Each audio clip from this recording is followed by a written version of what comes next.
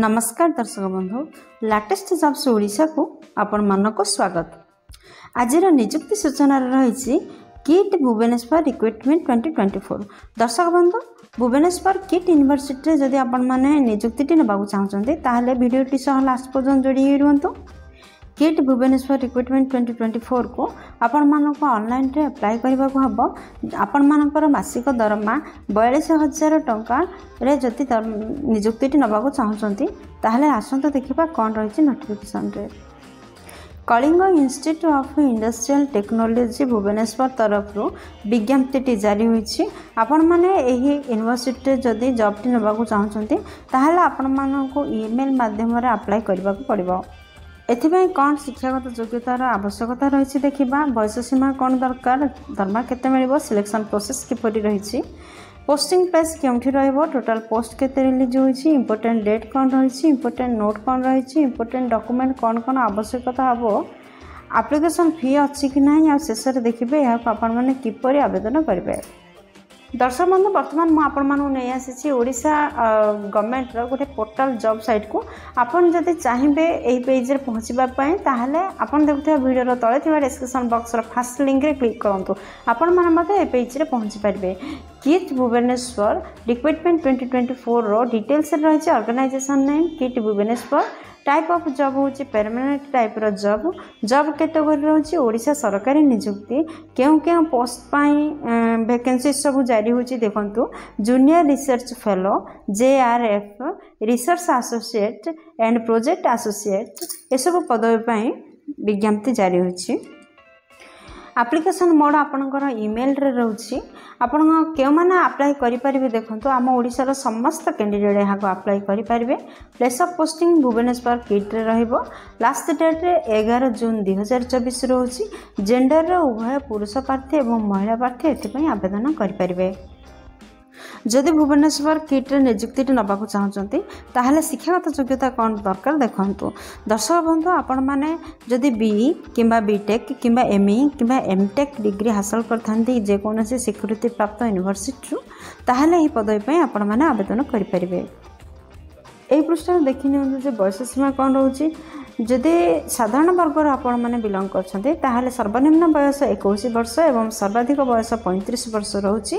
एहा व्यतीत सरकार नियम अनुसार आपणकर एज रिलैक्सेशन मध्ये रहिछि।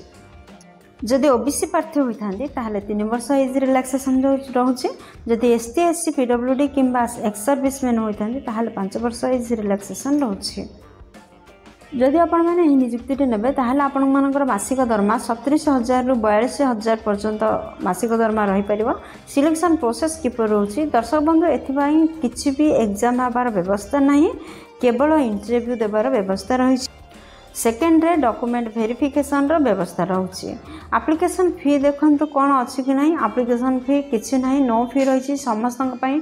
आपण माने जनरल कैंडिडेट होंतु, EWS कैंडिडेट होतु, ST SC transgender women female जे कोनसी कैटेगरी रो आपण माने बिलोंग करथिले मध्य आपण मानकर नो फी रहउछि।